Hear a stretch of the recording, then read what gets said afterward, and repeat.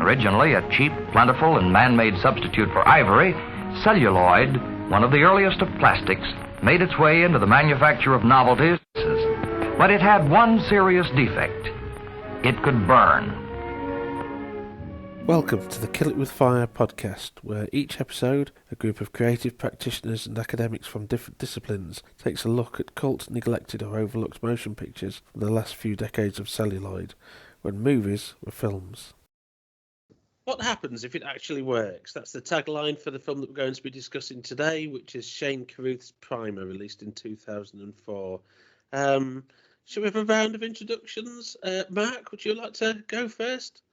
Yes, hello, I'm Mark Hall, and I tend to spend most of my time dazed and confused. Aspiring writer, heavy we're not metal doing that drummer. one today. No, we're not.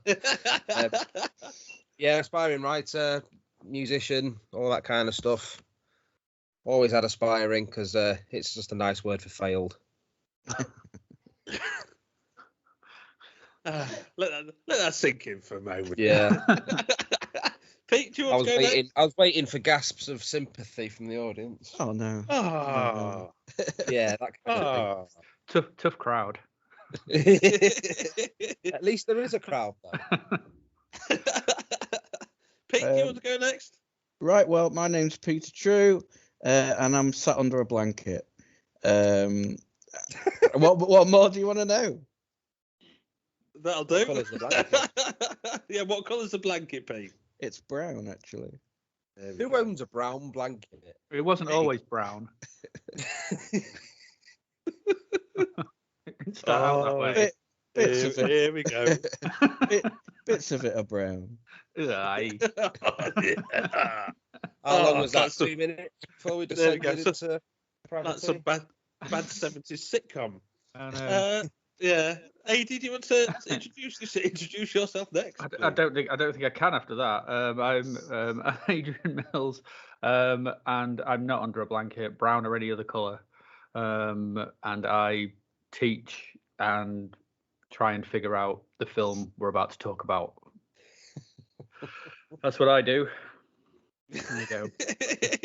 Where's the gasps of sympathy? It reminds me of the Guinness advert. That's what he does. That's all he does, wasn't it? That was that the Guinness advert? Yes, I think it was. Yeah. It was TikTok. Is it? He waits and he watches. Waits and watches. Yeah, that's what he does. That's all he does. I'm Paul Lewis. I'm a man of many few skill sets. That's all I should say. Unrepentant cinephile. I'm going to stick with that one. That's a good one. So we're talking about Primer today. Adi, this was your pick. It was.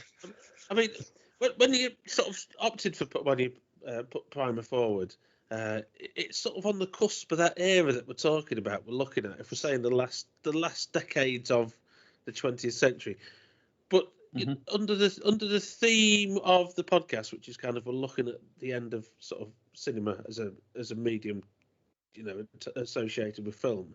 Prime is a good example of that because the way that it was shot on Super 16 and then blown up to 35mm, I think it's got a very distinctive film-like aesthetic, hasn't it? Which is quite interesting. I think it's quite important in sort of that the texture of the film. Anyway, sorry, Adi. I'm sort of detracting. I was just going to ask you if you could provide us with a synopsis, please. And Yeah. may God have mercy on your soul. Well, essentially, it's a film about two friends who. It's two friends who are engineers who build something in their garage that they don't understand, that lead to consequences that they could never have foreseen. If you want the spoiler-free version, that's kind of it. That's kind of what it is. Say it's a time machine. It's a time machine, yeah, but they don't know it's a time machine at first. No. What they think at first they think it's the original, the initial plan. What you can get from the film is that they're trying to build something that alleviates weight and make things lighter, so that you can put stuff in the box, it becomes lighter, and thus you can then sell it to airliners and people like that who have to transport stuff, so they can carry more stuff because it weighs less. and therefore they don't need as much fuel and they can save money, and it's that sort of thing. And that's their initial concept. And they don't really, they kind of know what they're doing in a sense of like, the way they talk, and they're sort of, they're sort of small time. They call themselves small time hackers or something like that. And so they're trying to break free of just doing small mail order devices, which people use in their garages and whatever sort of thing. So they're trying to sort of break into make something that will allow them to publish, become well known, and actually make a living off this. Inadvertently, what they actually create is a box that uncouples itself from time and loops in a fixed loop from when it is turned on to when it is turned off, and thus allows anything within that to exist outside of normal time restrictions, cause and effect, that sort of thing. And obviously what then happens is, natural scientific curiosity, whatever, gets the better of them. The original box is too small to go in, so they build bigger boxes that they can go in, and time travel, confusion ensues. I think is the best I can do at this point in time until we get into it. I think that kind of sums it up until we get into more detail, I think. Yeah, that's fine. Yeah. I thought you was going to say till you can get into the box and go back in time. So yeah, just redo that. Yeah. It's basically Back to the Future without the whimsy, isn't it? That's my only takeaway. It's one way of looking at it. Well, there are parallels, I think, particularly. We'll probably come on to this a bit later with. I think more Back to the Future too, but we'll come on to that a bit later. I'll probably talk about that in a bit, I think. But in terms of contemporary reviews, did anybody dig up anything in terms of contemporary reviews of the film? I've got something from the New York Times from A.O. Scott. I don't know if that's someone we know about. Yeah. But it kind of sums up a bit of what I took away from it, really. So this isn't all of it, but part of the review was said, I'm not sure that having seen it twice from start to finish and gone back over the videotape in search of clues to its meaning, I wouldn't say it entirely makes sense. At a certain point, Mr. Carruth's fondness for complexity and indirection crosses the line between ambiguity and opacity. But I hasten to add that my befuddlement is coloured by admiration. Mr. Carruth has the skill, the guile, and the seriousness to turn a creaky philosophical gimmick into a dense and troubling moral puzzle. Yeah. I'd say that's fairly spot on, to be fair. Yeah. I mean, Kim Newman in Empire said, just as a one-liner from that, says it's a puzzle as much as a plot, but when it's in focus, which isn't for long stretches, it's remarkable brain food. That's and good. I think that's quite good as well. Yeah. See, this is interesting. I don't know if we're jumping all the way to the sort of conclusion of our thoughts about it, but this sort of mentioning of the puzzlement and the plot and things, I really didn't know what was going on for large swathes of it, but I've put a sort of, I didn't feel the need to figure it out. It was enough to know that the filmmaker had figured it out and was confidently and assuredly told. I knew it made sense if I'd bothered to map it out and AD was sort of looking at. I'm sure it does make sense, and for me, it was just so beautifully told that I was happy to just experience it, really. Yeah, I mean, I don't get too far ahead of what I'll probably say about it a bit later, but I think the confusion in terms of the temporal settings of the different sequences is a bit of a MacGuffin, really, because I think, in my opinion, the story is a bit about the relationships between those two characters and their relationships with the sort of the corporate environment in which they are placed, their sort of attempts to sort of break free from that. And the time travel is just a MacGuffin, if you like, Hitchcockian MacGuffin, a device that enables them to do that. And then, of course, their relationship becomes fractured because they are two very different characters. They realise partway through the narrative, whereas in those opening sequences they seem very similar and interchangeable. But we'll probably come on to that a bit later. I mean, in terms of the contemporary reviews that I dug up, I looked at Ty Bear's piece from the Boston Globe, and he praised the film's refusal to explain its plot to the audience. He said the film, quote, throws you into a deep ocean of techno jargon and lets you dog paddle or sink like a stone. And I think that's quite emblematic of Carruth's approach, which we see in Upstream Colour as well, his second film. His only other film that he's directed to this date, of course. And that idea of that deep ocean of techno jargon, the language is very thick in this, and deliberately thick. And I think it's deliberately opaque, the language, and that helps to obscure a lot of the sort of theoretical science really behind it, I guess. Well, I mean, oh, sorry, Pete, were you going to say something? No, sorry, it was just one of the other notes was that it's very unapologetically told in its approach. It's unapologetic. It doesn't try to. Yeah. I think Ebert's review at the time, Roger Ebert, his sort of penultimate paragraphs before he puts a note in, says he wrote that the movie delights me with its cocky confidence that the audience can keep up. Primer is a film for nerds, geeks, brainiacs, academic decathlon winners, programmers, philosophers, and the kinds of people who've made it this far into the review. It will surely be hated by those who go to the movies to be entertained, and embraced and debated by others who will find it entertains the parts the others do not reach. It is maddening, fascinating, and completely successful. So I think he was a bit of a fan. Because it does absolutely, and we obviously will come into this, but it is unapologetically, it doesn't, it has, it reminded me of like parts of The Wire. And it's, you've got to keep up with this. Just keep up. Yeah. We're not, we assume, or Carruth assumes you can keep up. And that's, if you can't, tough. Yeah. I mean, to be honest, since I first saw it, I've lumped it in with, there's that trend in American drama and film, isn't there, of texts that sort of, that deal with a lot of corporate business speak and throw their audience into the depths with that. I mean, Glengarry Glen Ross is a good example, isn't it? With the sales speak in Glengarry Glen Ross and quite a lot of Mammoth's work, I guess, as well.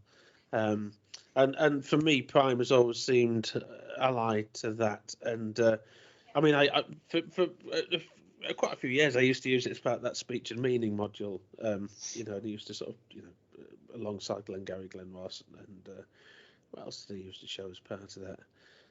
But certainly, text that sort of, throw the audience in at the deep end in terms of the language, a very closed system of language that the characters use. And you do have to sort of think, it's a bit like, starting a new job, isn't it? Even you work into a new workplace, teaching's like it all the time, even though I've been doing it for 20 years.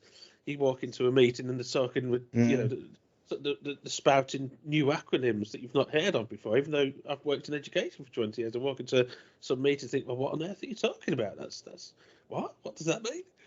Because the language has changed, and it's a very closed system of language, a very exclusive system of language. And I think Prime is very good at conveying or articulating that.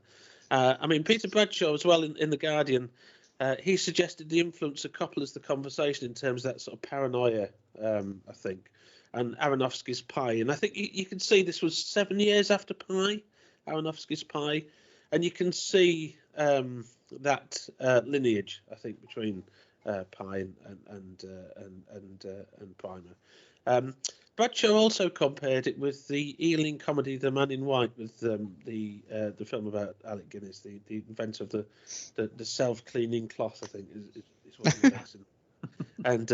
And I could sort of see that as well. It has it's got the structure and the pace of a farce, but it's played deadpan and straight, isn't it, Primer? I think.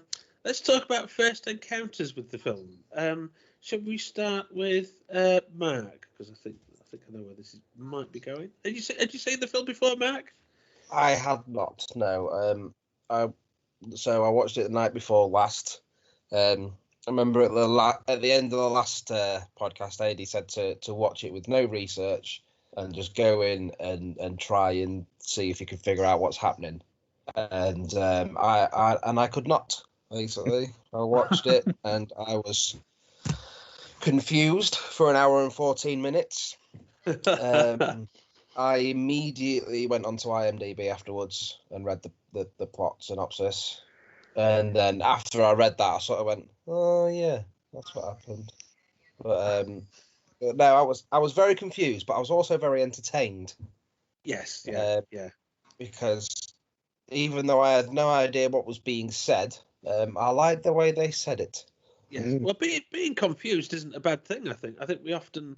Well, now I spend probably 75% of my life confused.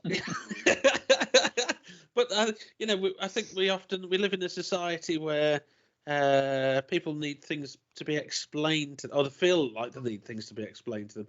But being confused can be quite a constructive thing because it means your brain's active, isn't it? Of course. I mean, it's whether it's in films or whether it's sometimes again, working in education, you get students that expect everything to be laid out on a platter for them at the start and to understand everything at the start. And when you're learning something that you don't, that's the point, is that you pick up the knowledge. Yeah, you pick up the knowledge, and at a certain point you go, oh, I see how this fits together, and I understand it better, and then you're ready for the next stage of the journey. And I think I watched this one on my own as well. I didn't watch this with the wife this time.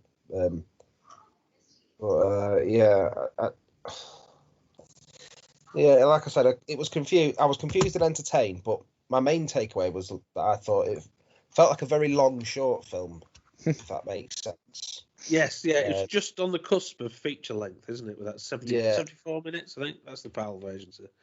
So what I enjoyed was I felt like a fly on the wall in someone's life. With this one, it didn't feel like it was. It didn't feel like a film. It sort of felt like. It felt almost like a documentary. Yeah. Like I was just literally just watching the life of these two people. I had no idea what they were doing with that life, but I very much enjoyed watching what was going on. Yeah, and I think the Super 16 aesthetic, I think the way that it's shot lends it to feel very, very realistic, very, very similitudinous, very much like a documentary style picture, We'll come on to that a bit later, I think. Pete, I'm wishing they'd buy some colourful shirts because they only ever wear white shirts. Well, this is because the corporate drones. This is the thing, isn't it? Corporate drones were. See, you say corporate drones. My takeaway was more like a Mormon aesthetic. Yeah, there was definitely that. Yeah, very Puritan. Yeah. No, that's quite interesting, actually, Mark. Yeah. I think that's the main thing that came into my head. When you get because they're always in a pair, they're always in a white shirt and dark tie. The only thing missing was the little black badge. Yeah. So I'd take it away. Yeah. Pete, have you seen Prime? Well, again, and that it kind of relates to what Mark was just saying there. I did the same. Took Adie's advice from the last one and watched this deliberately with no preconceptions or knowledge or anything. So yeah, this was the first time I watched this as well. Had no idea what to expect. The title sort of maybe suggested it was something, like Shivers or something like that was going to be sort of body horror and about some sort of parasite or something. But yeah, no, that first scene with around the kitchen table and the four guys and they're packing those boxes and the way they were dressed, I was thinking, they could be some sort of Mormon type group and they were sort of passing out the literature sort of thing. So yeah, I had no preconceptions whatsoever, and I think that was I really think that was the best way to watch it in my experience, as it unfolded. I think Adie might have told us to not research it before watching it so he could feel superior to us because he knew what was going on. And we didn't. Do you mind if I dive in, Adie? First? No, go for it. Because I think you've probably got more to say than me. I saw no one else was allowed to research it. I saw Primer back in it'd be about 2004, 2005, whenever it first came out on DVD in the States, because I'd heard about it and read about it. I don't know if it got a cinema release over here at all. Actually, I'm not entirely sure about that. But it was in that period where it was quite cheap to buy Region 1 DVDs, and I used to sort of order from DVD Pacific a box under the tax threshold was it 30 quid at the time, so you could get sort of 4 or 5 films for about 30 quid plus postage, so it worked out about sort of 32 quid that hadn't been released over here. And I remember ordering Primer as soon as it came out on DVD in America. I think it was about £9 or £10. I mean, I really liked it. Like I say, I worked it into a few sort of classes that I used to teach, particularly sort of thinking about the use of language in it, and how sort of dense that language is, and how when we're talking about sort of closed loops of language and closed linguistic codes and that kind of thing. And Prime is a good example of that, because you have to take it on trust. I think a general audience sort of has to sit and watch it and sort of take that language on trust that it's sort of accurate. And to a certain point, it is up to the point where they start to talk about time travel.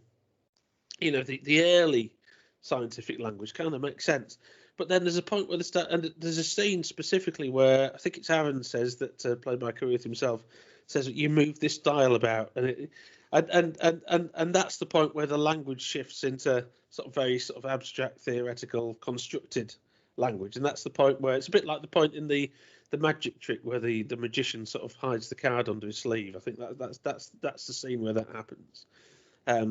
But I think if you sit and view it, I think the density of the language helps to obscure the sort of theoretical science, if you like, in terms of the time travel plot. I think that's what appealed to me. And the other thing that appealed to me, I think, and we'll probably come on to this a bit later, was again, it was very much part of that zeitgeist of films that sort of dealt with corporate, people that were stultified by their sort of corporate existence. I mean, we had Office Space, didn't we, a year or two prior to this, and there's quite a spate of pictures where coming out of the American indie scene where characters were very much feeling very much suffocated by the corporate life. And I always think those kind of workplace stories appeal to me, being somebody that works in a workplace. And I think it's a bit of a shame that we don't see so many of them these days. There was an interesting, because in the 90s, of course, you had the Tarantino thing, lots of stories about crime, indie stories about sort of crime and sort of non-linear narratives. In the late 90s, early 2000s, you had lots of stories about the workplace. And that was kind of the place, the environment indie films set themselves in. And Primer's part of that. And I think it's a bit sad that such a relatable space is so absent from so much of sort of contemporary modern cinema. A lot of it's very unrelatable. I think a lot of modern American cinema, current American cinema. I'd like to see more stuff set in workplaces, please. if that is possible. Sorry, Adi, what was your first encounter with Primer? My first, I didn't watch it when it first came out. I saw this a few years later on a recommendation from a friend who did the same as what I did for you guys, sort of thing. Just said, just watch it, and don't read up on it or anything like that. So it probably would have been around about 2000, I think about 2008, 2009, maybe somewhere around there. And I was like, okay, I'll give it a watch, because obviously he knows I have a liking for sci-fi and things like that. So the first viewing of it, I think, was very similar to both you, Mark and Pete, where you kind of watch it and you're like, what the hell have I just watched? What's just happened for 70 minutes? I'm not quite sure, but I was so intrigued and so taken with it that I think I pretty much just put it on again and watched it again, and then sort of went, like you sort of thing, then became a bit kind of obsessed with it for a small period of time, where I was like trying to figure it out in my head, trying to work it out, made some notes. I was like, oh God, this is amazing. And I think that's when I first encountered it, and I've you mentioned Back to the Future. Yeah. I can completely see, and especially Back to the Future 2 with the multiple versions of people. But it was around a time you're saying, Paul. I think it shows where we differ, sort of thing, because around this time, sort of thing, I started to watch quite a few time travel-y style movies. So there was a few, and there's a few. I think I was watching quite a lot of time travel movies and quite a lot of sort of found footage films as well. There seemed to be a lot of them around, and this kind of almost bridged the gap, because as you say, Mark, it feels it feels documentary-esque. It feels sort of cinema, it's cinema verite. There is the very much feeling of that from what I get with it, but then it also has that sort of found footage aesthetic almost, of being a bit rough and raw, and you just feel like this is kind of you're spying into something that's attempting to be like very realistic, and as you said, the language, and so I watched films like from the time travel things like Time Crimes, the Spanish one. Oh yes, Triangle, things like that, and there's a few others I've watched since then. From there's things like the Tunnel, was a found footage one, the Australian one, Evidence, and a number of these films, sort of thing. And for me, Primer kind of sat almost like bridged that gap, and as the years have gone on, I revisit it, and sometimes I sit and watch it, and I lose it. I lose that thread and when watching it, and sometimes I watch it and I completely understand it. I follow everything. It's just I think it's become one of those films that I can just sit back and, before we get into its discussion analysis sort of thing, for me this is a film I can stick on, and I know, and it's weird sort of thing, I kind of can just lose myself in it, and for me it's become one of those films. And so that's I chose it because I thought, yes, it is on the cusp of kind of our remit for this podcast, but I think it fits still within the kind of thing we're trying to look at, this kind of cult underground cinema, and I think it still has a for me it fits within that. I could see this being a little bit earlier, but it is what it is, and for me it's just it's a brilliant piece of filmmaking. I love it. So there you go. Yeah. I mean, I think particularly the way that the fact that it's shot on Super 16 and that very film aesthetic, which I mean, an independent production like this today would probably most likely be shot on digitally, and the restrictions that placed on Carruth, because of course the story is that they couldn't have more than one take, or in some instances maybe two takes of each scene. So he rehearsed it very carefully, the actors apparently, and the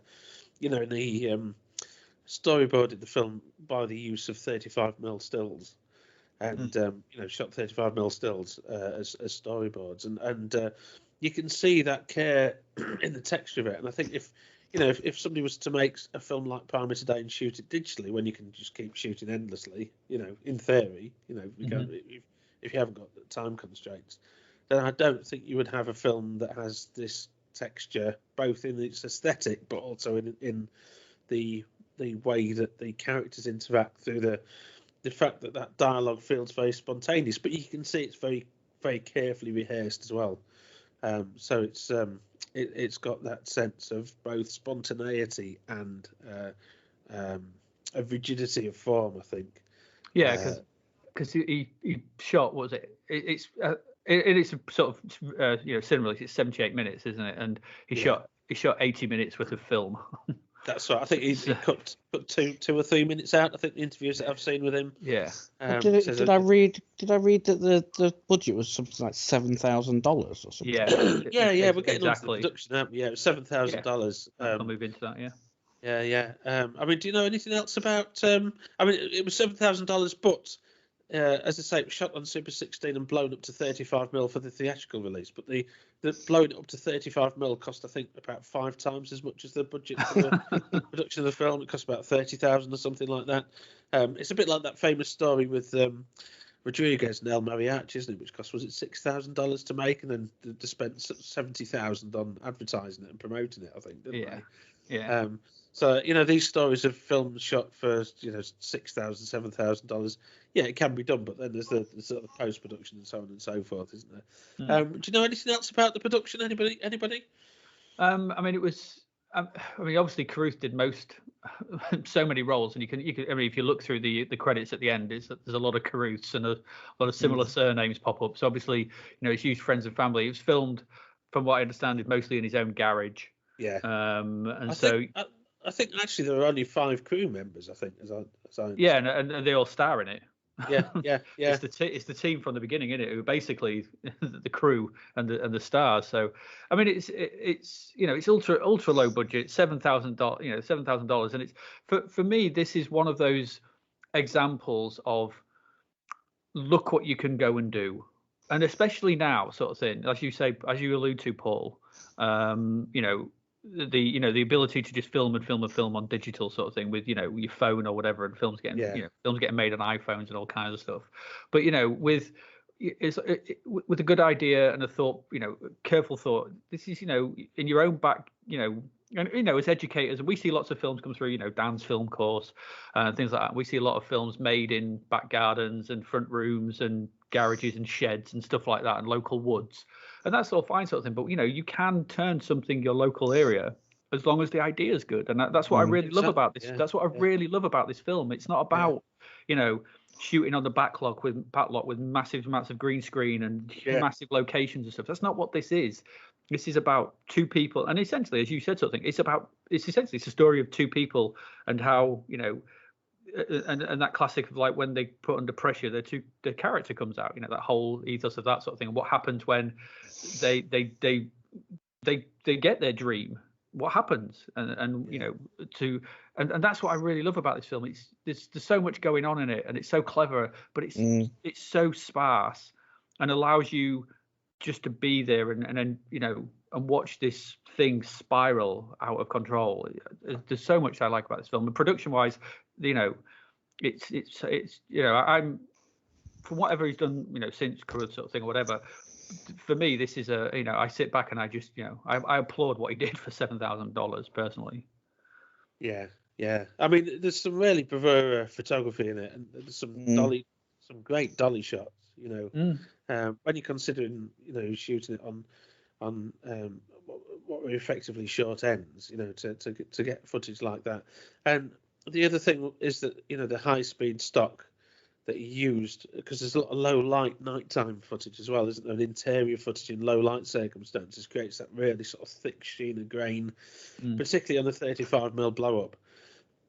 And there are all these stories about Carruth using fluorescent lights and lens filters and creating this sort of really strong sense of contrast. There's a great scene, I think it's an evening scene, where one of the characters is outside and the camera's pointing towards the threshold, the door threshold, but inside there are some warm lights, and you've got that really sort of colour contrast between the cold light of the front porch or outside the house and the warm light of the interiors, and there's that sort of real sense of I mean, a lot of Hollywood films try and sort of get that aesthetic in post production, don't they? That teal orange push. But Carruth kind of creates that visual contrast between different types of light, different casts of light, very cleverly, I think, in this. Well, I loved it. Like the opening shot is just the lights coming on in the garage, and that sort of, it's like a strip, like sort of segmented strip, and it's almost like a reel of film. I always think it looks like, and it's just a lovely opening shot as it just flickers on. And and then the garage door starts to open. I think it cuts to outside, but that opening shot is just, it's just okay. This looks interesting. And I was, when I first saw it, I was like, it's a weird opening shot, but I'm interested now just from that opening shot, And there's a thing I read on just looking through the Metacritic reviews. One of the ones that particularly didn't like it, from the Seattle Post-Intelligencer. It says, every frame of the way, it's eminently clear that Primer is the work of an engineer, not a filmmaker. And I think that's really wrong. I don't think that's right at all. I can't agree with that. I think Carruth has quite a good eye for for composition, for scene, and and how it all hangs together, and what he wants to put in each frame, I think is absolutely purposeful. I think it's Yeah, well, I totally agree with that, and I love the aesthetics of the film. And there's some references here that I want to come to later, but just sort of bouncing off that review, I do love the aesthetics of it, and I think it is a very artistic, brilliantly created film. But on the other side of it as well, I was not surprised to learn that the director was like a maths graduate or something, wasn't it? Yeah. Yes, he was. Yeah. Because there is a methodical mind at play in putting the film together, and I don't think that detracts anything from the artistry of it. But again, it goes back to that fact that I didn't follow it, but I was happy to know that the person making it had put it together methodically, that it did all make sense. It didn't make sense to me, but if I put the effort into it, it would. I knew that it would, so I was happy to go along for the ride. I didn't, I didn't need to understand the geometry of the pattern. I just looked at the pretty sort of snowflake that was the end result. Like a magic eye picture. Yeah. But I think Carruth said about his the way that he looks at narrative. I was reading an interview with him the other night where he sort of talked about his background in mathematics and sort of says that he sees narrative as essentially maths, or math, as I should say, because he's American, isn't he? But and I think you can see that in the plotting of the film. It's very it's like an equation, isn't it? Like an abstract equation, like algebra. Well, there's a parallel there to Alice in Wonderland, isn't it? And the creation behind that, and Through the Looking Glass. There is indeed, yeah. There is indeed. I mean, the production took place over 5 weeks in Dallas, and as you said, AD, Carruth did many things. He obviously wrote it, directed it, produced it, photographed it, edited it, and scored it as well as appearing on the screen as Aaron. And post-production took 2 years. I think it was somewhere between 1 year and 2 years. It was quite an extended period of time. And Carruth said that at that point he almost abandoned the project a couple of times because he was getting a bit sort of frustrated with assembling the picture. And it was shown at Sundance in 2004, and it won the Grand Jury Prize. And I think that's probably the literature from that is probably where I remember first hearing about it. And it acquired distribution in America by Think Film in the US, and it was that US DVD that I bought. And then eventually it was released by Tartan over here. I can't remember whether it was 2005 or 2006, but I think it took a little bit of time to sort of filter through to get a UK release. I don't know. I can't remember if Tartan released it at the cinemas, even on a limited one, whether it went straight to DVD, but I don't remember it playing at cinemas, but I could be wrong there. I mean, Carruth since then has only made one, although there's been sort of several projects that it's had mooted, including A Topiary, which is another story about time travel, I think, which is a script that's been sort of bounced around, I think, since Primer's success. He's only made the one film, which was Upstream Colour, in 2013, and like I was saying to you earlier, AD, I watched Upstream Colour again last night. It still makes no sense to me, but I think Upstream Colour is whereas the plotting of Primer is quite obscure, but it makes, as you say, Pete, there's a sense of it making sense. Upstream Colour feels more like a mood piece, I think, in many ways, and it's like a series of interesting ideas and scenes that don't quite have a thesis statement to connect them. It's probably there, but maybe I'm just being a bit thick and I can't see it. But I think you have to sit and watch Upstream Colour and go along for the ride. Yeah, I agree with that. So I think Upstream Colour is an odd one, and it's because Upstream Colour. I think the thing with Upstream Colour, when I think back on it, sort of thing, is it's not a film about the characters. Is more interesting. It's that to me films like a mathematician or an engineer looking at. Because it's a film about the life cycle of a parasite, isn't it? It is. It's a film about the life cycle of a parasite, and the people are just subsidiary to the life cycle of the parasite. Yeah. And so you're not really ever attached to these people because that you kind of view them as Carruth views them, which is kind of almost as experiment pieces. They're just things for the experiment to see how it works. The important part is the parasite, which kind of like is not what you're used to in a film. I think that's what I took from it. Yeah, and so there's a lot of your body horror, Cronenbergian body horror in that. Yeah, there is. There's a great scene where Amy, I've forgotten the name. I mentioned earlier, I've forgotten the name, but the lead actress plays a character called Chris. Chris is the character called, and she's been forced to ingest this it's like a grub, isn't it, AD? Yeah. And it leads her to being what's the word? Very very easily influenced, like almost like a hypnotic state. And there's this guy that's forced her to ingest this grub, tells her to sort of read Walden, I think, copy out Walden and drink glasses of water as a reward and so on. But there's a point where she's laid on the bed and you've got this grub thing burrowing under her flesh, haven't you? It's very very much like Shivers. That's yeah. Well, if it's body horror you're after, Pete, you might want to watch that.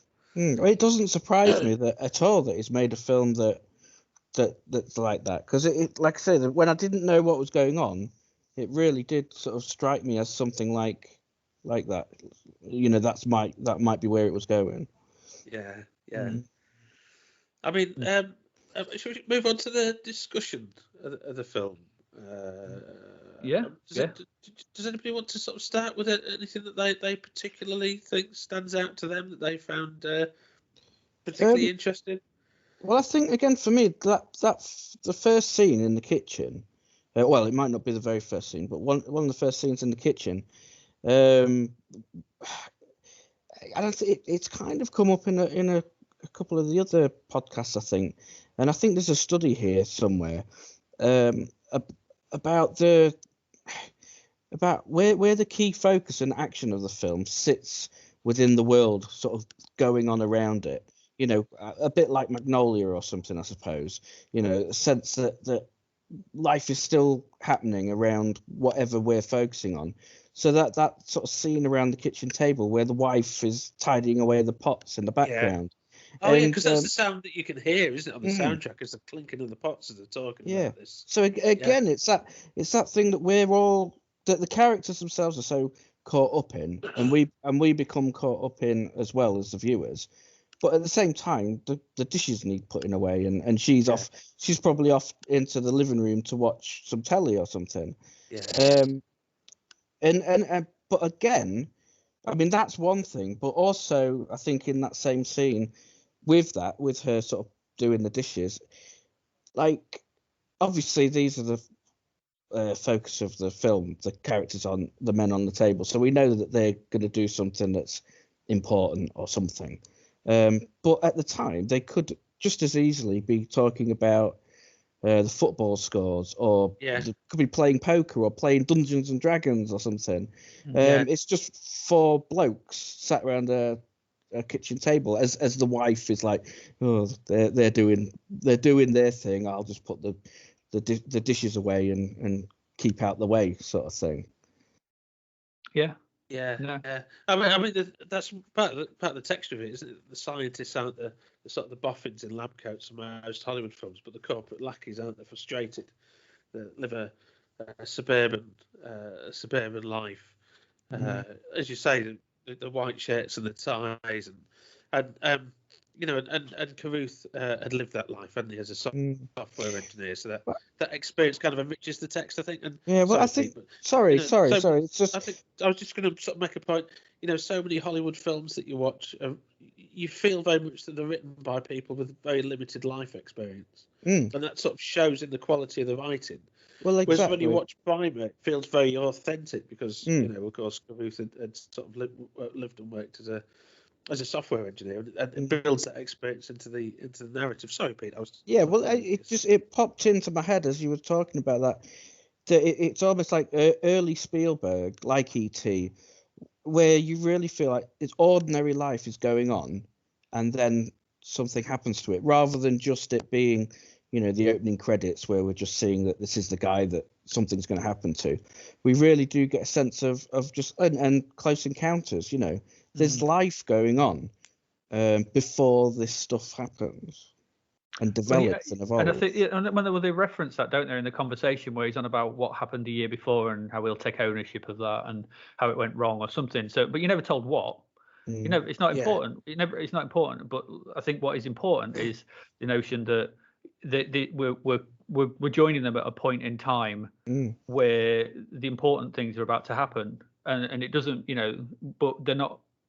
But like you say, sort of thing, it's not about there's no notion that everything has to be explained, and that conversation kind of sets up how the rest of the film is going to be.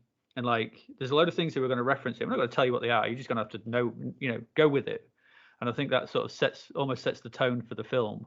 In that respect, just for me anyway. I think that's quite an important conversation because it sets up the dynamic as well. And I think coming back to the white shirts, the other two don't have white shirts on, if I remember rightly. I think they're in different coloured shirts, which it it sets Abe and Aaron out from the other two. It puts them as a pair and puts the other two as the other two. And so we see them as a pairing sort of thing. And I also think it's quite clever that it has to be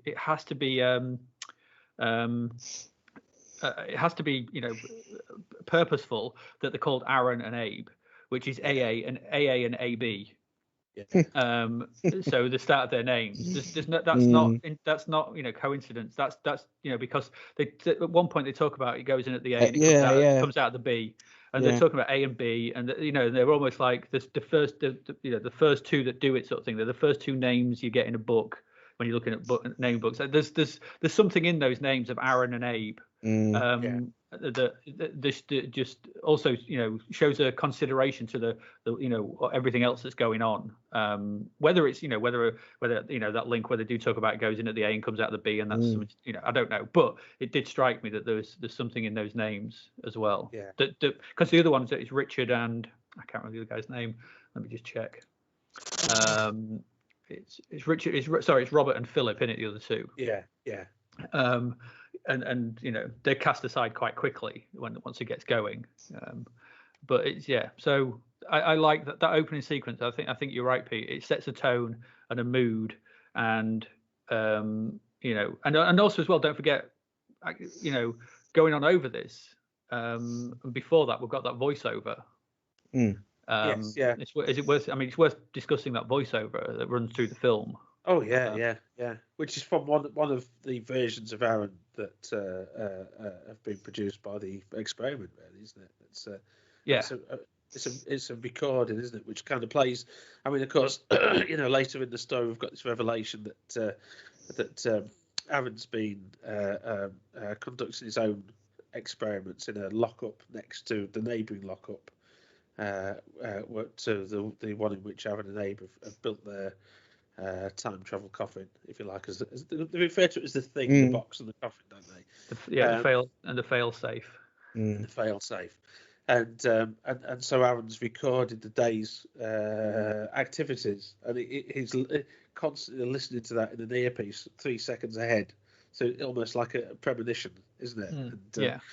And it's and that earpiece is kind of one of the ways that you can tell the original Aaron from the double, if you like, or the treble. Exactly, and it's it's such a subtle thing, but if you don't know that, you get so easily confused. But when you watch it a second or a third time, and you know that earpiece is so important, it's it becomes because it's just a thing that people might be listening to. A bit of music or the radio or something. It's just a piece of if it was some weird sort of sci-fi thing, it would stand out. But because this film is rooted so heavily in normality, the everyday, the everyday, it just kind of works. I was just going to say, I was going back to that idea that I think the time travel is a MacGuffin, really, and I think what I take from the film is this study of alienation in the sort of the tech urbanites of the Southwest. These people that work in sort of those tech industries in that region of America, And you've got these two characters, Aaron and Abe, that, as we say, how similar they are. They're virtually indistinguishable at the start, but their relationship deteriorates, doesn't it, as the experiment goes on, the trust fractures. Almost as if, some latent traits are being pushed to the foreground by the invention and what it represents. And they begin to, even on that first experiment, they begin to show their differences, because Abe's very resourceful and reserved, whereas Aaron's quite impulsive. And it's Aaron who kind of cocks up by keeping his mobile telephone on, doesn't he, during their first trip back, which foreshadows his later betrayal of Abe, having built his own version of the time travel coffin in a neighbouring lockup. Yeah. And after that, that Aaron and Abe debate. They realise that they've created something, but they're not quite sure what it is. And instead of the question isn't what it is, the question is what is its application, isn't it? Which kind of points to the corporate brainwashing, if you like, that It does. these guys live in. In other words, how can it make money?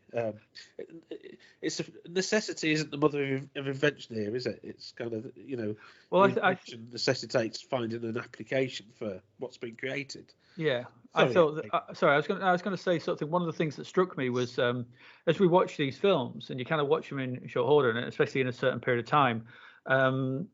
There was one of the themes of this, which I kind of never sort of put my finger on something. Echoed back to A Simple Plan. Yeah. And we watched obviously A Simple Plan, and that was, what was that, 99? That was late 90s, wasn't it? So not too far apart. Yeah. And so one of the things that was when the tagline from that, one of the things that we struck out to us when we discussed that was you can't just steal the American dream or something. You have to work for it. And again, this, what I thought was, the notion is they build a time machine, and instead of like how incredible sort of thing, that it's like how can we dodge the American dream and just get rich, and go to Vegas. Yeah. It's that thing again, and that notion there's that there's a thing in this film again, similar to A Simple Plan sort of thing, that whether it's I don't know, part of society, but you can't nothing comes for free. You can't get it for nothing. Bad things will happen if you try and shirk the system, should we say. And I think that's something I kind of never sort of put my finger on in this film. But it's one of that, if you try and, fast track it without the hard work and things like that, and try and, go around things, sort of thing, it doesn't always work. And again, sort of thing, I mean, if we think this was 2004, just a few years before, we'd seen, the big .com bubble burst and everything like that. So there's a lot of that was sort of, I think a lot of that maybe feeds into this notion of, tech. I don't want to say, engineers and stuff like that, trying to think of the next big thing, which sort of, that they can publish and, make money from, and, go off and do their own thing and become the next Steve Jobs or Bill Gates or whatever. And I think that infuses this. It's that trying to get around, it's a similar sort of thing. It's the story of, Bill Gates creating Windows in it, and in his garage. It's there's echoes of that in this, which I quite like. But that's one of the things that struck out to me on this repeated viewing, which I kind of not noticed before. Yeah. I mean, when they realise the commercial value of the time travel machine, the first impulse is to hide it from the colleagues, isn't it? To make that nest egg, and to use the knowledge of the future to play the stock market. And that's kind of when I mentioned Back to the Future 2 earlier. I was sort of half joking, but it reminds me of the almanac. Yes, yeah, exactly. And, the sports almanac, which Marty takes back into the past, and Biff finds it, doesn't he? And Biff, creates this parallel reality where he's become a rich. Like the Dick Jones in OCP, isn't he, sitting in that sort of that penthouse suite, and all this kind of poverty beneath. But yeah, that reminds me of the almanac in Back to the Future too. And the other thing is that, sorry, Pete. No, it's me. Go on. Sorry. Oh, sorry, Ed. I was just going to say the other thing that's notable is that they sort of have these. When they realise that the potential for time travel, they have these these unspectacular protagonists sort of fantasise about quite mundane things, like using the device to provide an alibi for going back and punching the boss on the nose. Yeah. And there's that weird sidebar where they go back and stop that gun-wielding intruder at the party with the intention of impressing the boss of Abe. It's Abe's girlfriend, isn't it? Rachel. Yeah. Yeah. So again, there's that sort of conversation that thinking back to the Ring of Gyges, and that which I mentioned earlier in one of the earlier podcasts. If you could get away with something, would you do it? Does that make if you can invent time machine and provide a perfect alibi to go and punch your boss on the nose, would you do that? Don't answer that question. Well, and that's the interesting thing about what this does with time travel, because there's an idea that they come to at the very end, sort of thing, which is it's the last revision that sort of implants itself into people's minds, which is it's a very weird thing, because it's like how many because it says how many times did he go back until he perfected this perfect moment, and all that sort of thing, where you're this notion that it's not like Back to the Future where there's infinite splits and parallel universes and all these kind of things split off, sort of thing. No, it doesn't happen. If you go back and change something, then that just becomes the new thing. Yes, and it's kind of and it just kind of overwrites. It's like re-recording a tape. Just over and over again. And the thing is, the thing that gets re-recorded with that, if you're re-recording a tape and you re-recording the tape, it eventually starts to degrade, and that's what starts to happen to them. Yes, they're the things that's changing. They're the things that's getting rewritten all the time. They're having to re-record all these new stuff on top of the old things, and that's why they forget how to write. They have there's a great one of the reviews I sort of read noted the bit where one of them they noticed the blood on the shirt, and it's like where's that come from? And they realize, oh, it's your ear's bleeding. Yeah. And one of them, I always thought that was just a symptom of the time travel. And because obviously we find out that Aaron's gone back and he's done it more than Abe at this point. We're not aware of that at the time. We think Abe has done it more, but we understand that as we go on that Aaron has done it more. And whether it's a symptom of that, but in a review I read, is it that, or is it a symptom of, is that actually happening to one of the doppelgangers that are around? Is this some causal link? I think is quite an interesting thing. Are these three? There's three Aarons wandering around. Yeah. And like you said, that bit where they have the conversation about punching the boss, and they're talking about rats in the attic. Yeah. Which we learn later, that's another Aaron. That's right. Yeah.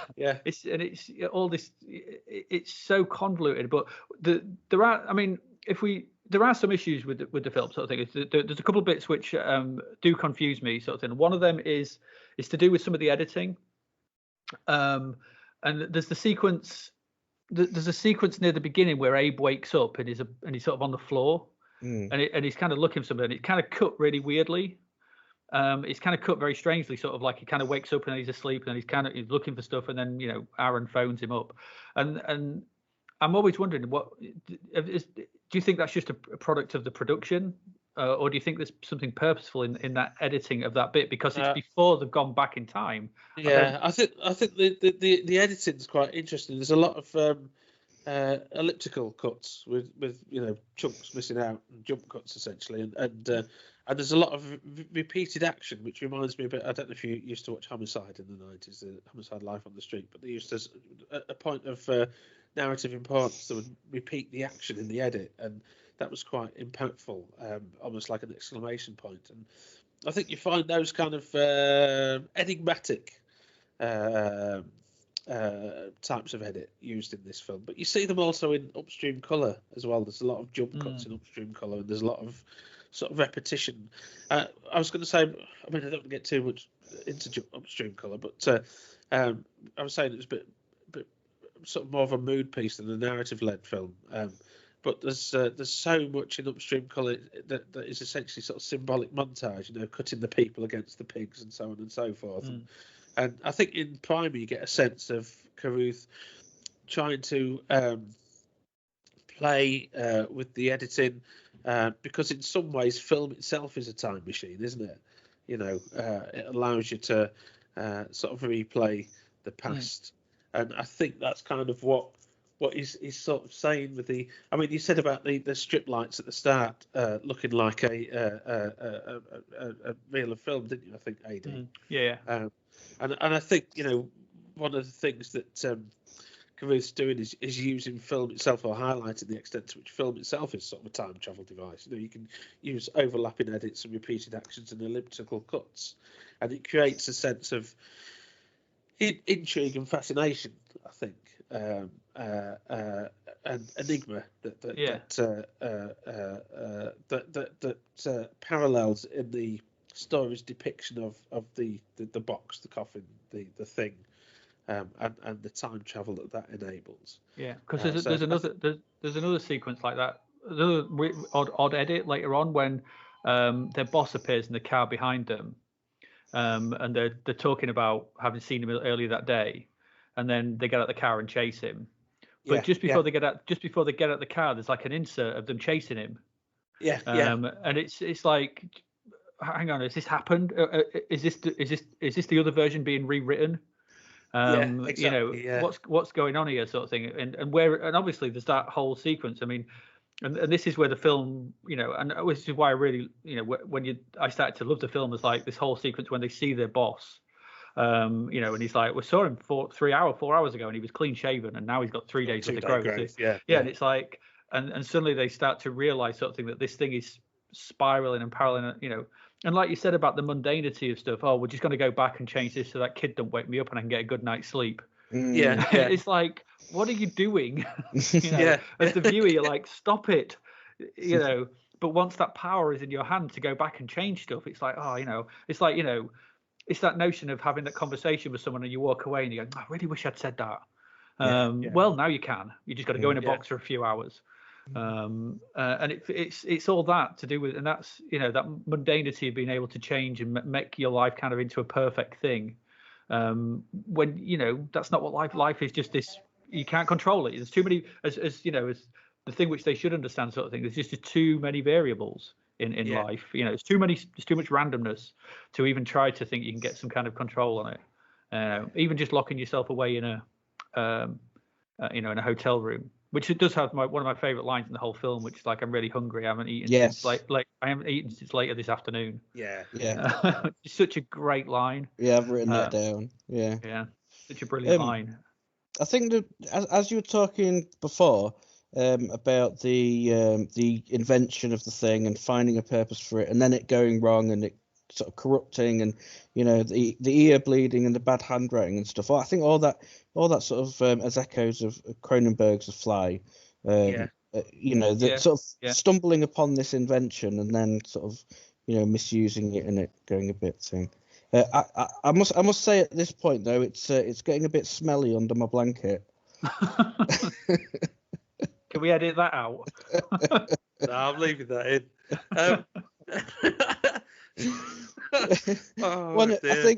I think again, coming from this, not knowing what was going on, it gave me a really great sort of viewing experience. I think, especially as the build and the test go on, when they really start putting it together and the noises and things.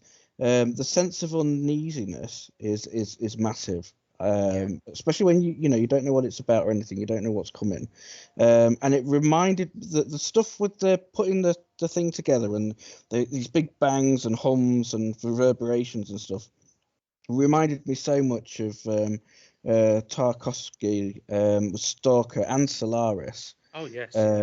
Solaris of that thing. I think in Solaris you get that sense of other things going on that we don't quite see as well. So like the boss wandering around for a few days and stuff, and just getting glimpses of these things that we get a sense of real dread and uneasiness about it. I think that's kind of what Peter Bradshaw was getting at in sort of suggesting the influence of Coppola's The Conversation, because you get and not just The Conversation, but the parallax view, of course. There's the Old President's Men, those kind of paranoid thrillers of the 70s, and there's so much this idea of things going on in the background that are hinted at that build up the sense of paranoia in the. I think it was one of the most genuinely creepy bits of film, especially when you don't know what's going on. And I think the influence of sound and things reminded me a bit of Robert Wise's Andromeda Strain as well. And it was just really genuinely creepy, that whole sense of it being built in the garage and what it was going to grow into and what was going to happen. Well, I think the whole lo-fi effects of the picture, the thing, the box, the coffin, it's just that. It's a metal box with a hum and a whine on the soundtrack, isn't it? There's nothing more. There's no fancy digital effects. I think that's quite unsettling, isn't it? And the sort of the claustrophobia of shutting yourself in that thing. It's very lo-fi, and that's mirrored in the film itself. Of course, as we know, the very cautious way that Carruth shot the picture, with only single takes or 2 takes at most. And in the film, you get that as well, because you've got Abe and Aaron.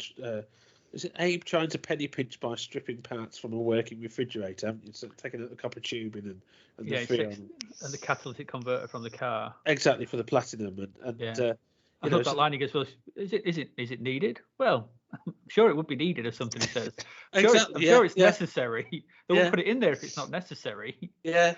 And the locations are so unspectacular, as I've said, like the suburban garage, the lockup, and the strangeness of like Abe's living arrangements with those kids just watching TV in the room, and they're really awkward around them and don't want to come up, and it's just but Aaron having this entire other life with a wife and everything, it seems at odds. But like you said, it's just a level of unnervingness to it, like when they go and it's just is it a U-Haul or something? No, U-Storage, whatever the storage is called.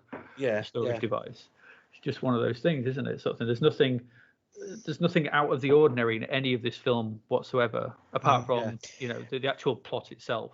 That kind of really gave me a strong sort of deja vu sense of watching early episodes of Doctor Who when you were young. You've got no preconceptions about what's coming, so it's not about this is typical science fiction codes and conventions and tropes and all that stuff. You genuinely don't know what's coming, but also the fact that it's set in things like old gravel pits and quarries, but also quiet streets, because they were cheap places to film. And I just happened, my brother lived in Lincoln, and there happened to be an old gravel pit sort of thing. So we could find ourselves in that you weren't supposed to be in. So it was deserted. And all of a sudden you find yourself in this creepy place because it was recognizable, because someone had done something scary to it on TV. But just walking around a quiet street that was a cul-de-sac or something. And again, you think, ooh, a Dalek's going to come around the corner or something. But I think going back to that thing of it genuinely being creepy when they were building that thing, I haven't felt that in my adult sort of viewing of films, only as a child when you really don't know what's going to happen. Yeah, I mean, I think Cronenberg does that quite well. I think in Scanners, and with those kind of corporate environments. Rabid, there's that great scene at the end of Rabid, isn't there, with the guys riding around on the bin trucks. It's all very sort of mundane environments, but those 2 early films of his, Crimes of the Future and Stereo, I think are very, very good at creating sort of unsettling. I suppose Invasion of the Body Snatchers as well, the 70s version. Yeah, quite a few. Oh, sorry, AD. I was going to say It Follows works on that as well. Oh yes, yeah. I think more recently. And what was sorry, no, go on, Paul. You were going to say? I can't remember now. No, I was going to say something as well. There's another bit I was going to say. Oh, just as an aside as well, just as something I didn't noticed again from watching it this time. Abe's surname is Turger, which I've only just realised is regret backwards. Oh yes, yeah. I did, yeah. So because I only noticed that because when he sort of pans in on when he sort of sees his name on the manifest for the storage place, I kind of was just watching it and I was like, that's regret backward, and I thought, okay, there's another, that's clearly another purposeful thing, because I've always thought Turger's a really weird surname, an odd surname, but it's actually just regret backwards, which again plays into this whole, the time travel. You regret what's got, does he regret what he's doing, all that sort of stuff. I mean, there's no point. I don't know. I could sit and talk about Primer all day, sort of thing. It's just one of those films that just invites discussion about which is the real version and what's going on. And yeah, that I think I don't know what to. I was going to say something about the mundanity again, sort of thing, but it's gone now. Sorry, I've lost it. It was something, but Pete, you inspired me to say something, but I've now lost it. Oh wow. I mean, if you think about time travel stories, I mean, a lot of Hollywood time travel films refer back to H.G. Wells' The Time Machine, don't they? This idea that you get in an apparatus and then travel back in time. I mean, of course, you got Back to the Future, DeLorean. The other side of the time travel equation, I mean, there's probably more than two, of course, but the other side of the time travel equation is that where a person finds themselves sort of reliving the same day, Groundhog Day, where there's no sort of external apparatus, but they find themselves locked in a time loop.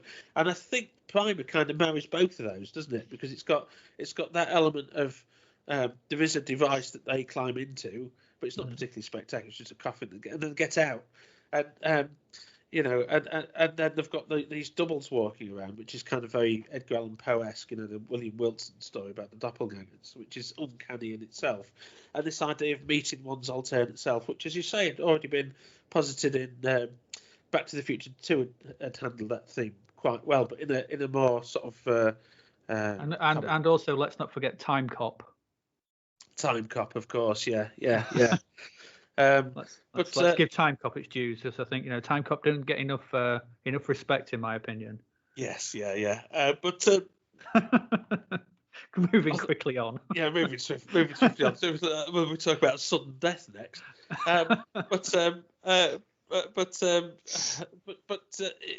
There is an apparatus that they get into in Primer, but I think the film's more dominated by this sense of the uncanny that you get in the Groundhog Day style narratives, where I mean that's what I was going to say was the in this sort of thing. One of the things I really like is that extended period of time where after Aaron's first sat on the bench and Abe comes out the door and then he goes, "What if I was to show you one of the most incredible things?" And there's that quite extended section where I'm going to explain this to you very slowly. Because it feels like that's what scientists would do. I need to explain this to you, but it's and show you my workings and show you my rationale and show you all the theory behind it. So he does all the whole. It takes him to see the scientists. Talks about the fungus that's growing on the Weeble. And then the watches. And everything, that whole long sequence, and the beauty of that sequence is when you realise it later on, sort of thing. Aaron completely knows all this, but just going along with it because he's got the headset in, and it's he knows all he's got, he's asking those questions. What about the watch, digital or analog? And that whole and the guy's like, this is a joke, it's a joke, and I really like that leading up to the moment outside the storage place where you see the other Abe, the way that whole. It feels like a mathematician, an engineer explaining, right, these are the steps I have taken already, to allay your, this is my research. I've done that, I've done this, I've tried all these things and this is where we are right now. And what, trying to lay it out from that. I really, really like that whole sequence because it feels true to those characters. And it's not just like, you built a time machine out of a DeLorean. Well, if we're going to do it, just do it with some style. There you go, job done. Yeah, and get caught up in those questions like, can a mobile telephone ring in two places at once? Yeah, and the whole thing about you can never go further back than when you turned the box on. Yeah. And Aaron references that right at the very end, doesn't he? He goes, "What's the problem? The problem is you can never go back far enough. You can't go back because the box wasn't on." And that kind of as you were alluding to there, Pete, something that kind of sense of realism, that sense of if we're going to have some rules, these are the rules. This is what it is. The box is the thing. The box needs to be switched on. It goes in a loop, and you can get in that loop and ride it and get out at a certain point. That's your rule. And so that for me sort of grounds this film, and and I think you're right, sort of, Pete. There is a terrifying aspect to that. And it works really well in that, as you were saying, Paul, that lo-fi aesthetic. It all just comes together and works perfectly. I think some of that unnervingness as well. It sort of reminds me a little bit of things like the Prestige and being John Malkovich as well. They've got their own rules and things, and there's something that what are the consequences, but it's not in a boring way like the butterfly effect. Where what are the consequences of time travel and things is all, it's very much the plot action device sort of, and if this happens, or do you wake up like this and that. There's an ominous, like that humming those sounds. There's this ominous threat of things, doppelgangers wandering about and things out of place and out of existence that's coming from it. Because if I knew that this was time travel, I probably would have gone into it really with a negative thought, because a lot of time travel films are just that same thing of, you know, what are the consequences, and it's a very trite and as I call it, Homer's toaster. Yeah, exactly. But they've managed to do something really, really different. Yeah, I think that the doppelganger thing is so sort of unnerving anyway. I think Well, there's a theme. Yeah, there's a series called Invasion that I really liked, and it was after Lost. It was after Lost had come out, but I hadn't watched Lost when everyone else was, and everyone was talking about it. And Invasion came out, and I thought, I'm going to watch this, and then I can join in with the conversations with everyone and stuff. But no bugger watched it. I watched it. I watched it. I loved it, but there was a moment in there. I mean, it's a sort of Invasion of the Body Snatchers sort of thing where they grab hold of you and they make a copy sort of thing. But there was an episode where an unfinished copy of the sort of waster beardy guy. It's sort of they find it, and it's just this flashes of him in the mirror, and they turn around and he's there sort of laying on the ground, all sort of, you know, not formed fully. And then they take him in and look after him, and it doesn't do anything. It just slowly sort of dies. You know, a bit like I'm not saying he slowly dies, but a bit like the boss in Primer, a sort of a casualty of the process of whatever's going on. Yeah, a bit like Bennings in The Thing, you know, when they go outside, he's sort of half formed, half human, isn't he? With that sort of elongated those talons, and he lets out that awful guttural sort of scream, doesn't he? As the sort of set him on fire. That's a really unsettling scene, I think, because you've got the uncanny idea of a clone of somebody, but they're not quite recognisable as human, and you know, and you have that with, as you were saying, Adi, with this sense of deterioration in Aaron and Abe that the Count write. Forget how to write. That's putting it too tritely, but you know what I mean. And that bleeding that Aaron displays from the ear as well, almost like a photostat copies that degrade. Yeah, exactly. That's what I thought. Yeah, and it's like when you put, you know, the whole when they do when. Mr. Granger does turn up, sort of thing, and he chases after him, and then Abe finds him just sort of both collapsed on the floor, and Aaron's like, oh, I think, and the other one's just kind of almost catatonic, and you know, they kind of just go, we need to talk about the catatonic guy, and the thing, and it's kind of just, that's it. And it's this notion of playing with something. You simply, you know, you set loose this power, and you can't control it. You cannot, you know, they think they can. They think they're clever enough to control something that you know, works, sort of thing. But it just, you know, the mind isn't set to deal with paradoxical time travel. We just, you know, our brains are just not set that way. You know, cause and effect is there for a reason. Well, I think we mentioned Flatliners last time, didn't we? And that's maybe a sense of where Flatliners was trying to go. Maybe that they meddle with something and it releases something, but Primer does it in a much creepier sort it's a bit quietly Lovecraftian, isn't it? I think, you know. Yes. In that sense, yeah. It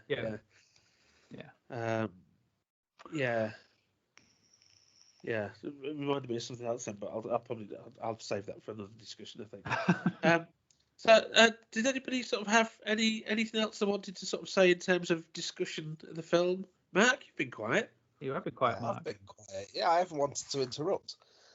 Like I said, when I've only watched it the once, and I found it very hard to follow in terms of the story and the plot. So, like I said, from what I took away, it was more about the characters, about those two and their relationship, and I immediately sort of identified with them because I saw them as, you know, two guys who hate their day jobs and spend their spare time dedicated to trying to make something of their life through something they love, which is which is something, you know, I relate to, because I've had many a job that I've hated, and I've always tried to, you know, spend my spare time trying to build something else for myself, and Yes. and hasn't gone that well so far, but you never know.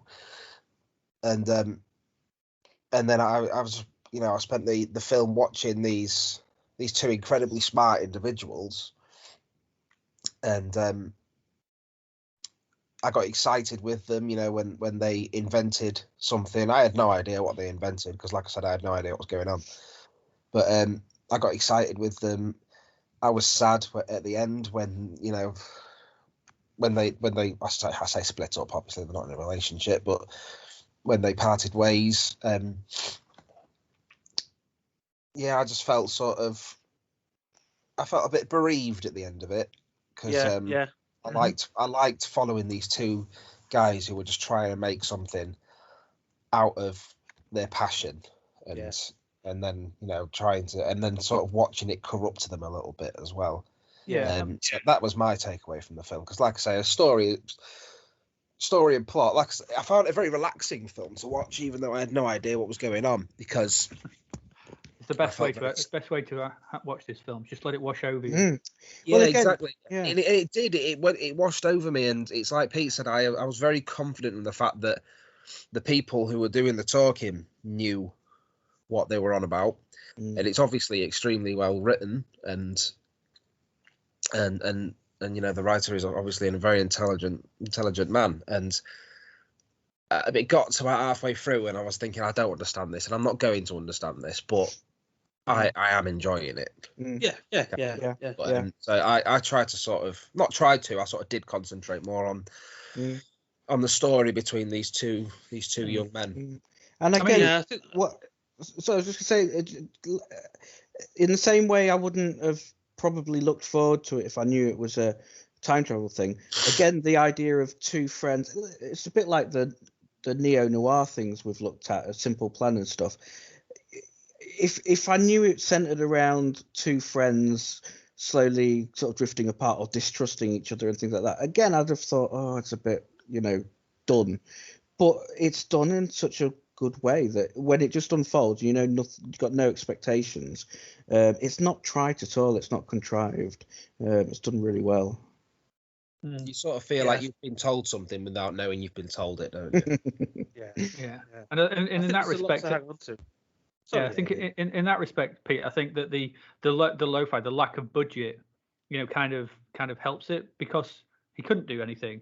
He had to keep it grounded, and that really works for what this film is about, sort of thing. He had to keep it in a sense of solid, you know, realistic styling, you know, and even the more fantastical elements, you know, like you were saying, Paul, it's just a box. It's just a box. It's just a box and a box and a hum and a clank. That's it. That's your time travel. There's no flying DeLoreans here. And that's what really works. Because if time travel was to be a thing, if it's something, you could just see it.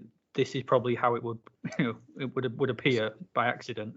Yeah, I think the great misconception is that as soon as someone invents a time machine, that's it. They're off to look at dinosaurs, isn't it?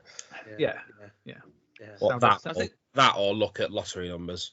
The Sound of Thunder and all that one. Yeah. I mean, if there's... Sorry, Matt.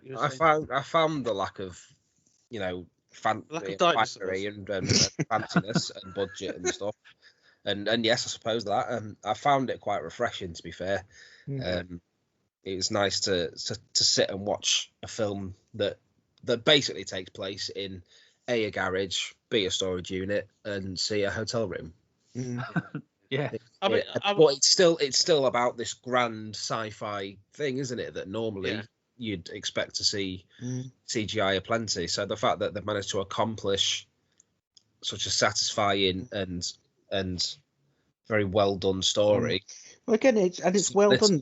Is very admirable. Yeah, they've got the confidence to slow down, you know, and a bit like, I mean, not to the same extent as Stalker, but you know, they're not in a rush, and you know, you're just happy to sit with it. I wish I was that smart though to know what they were on about.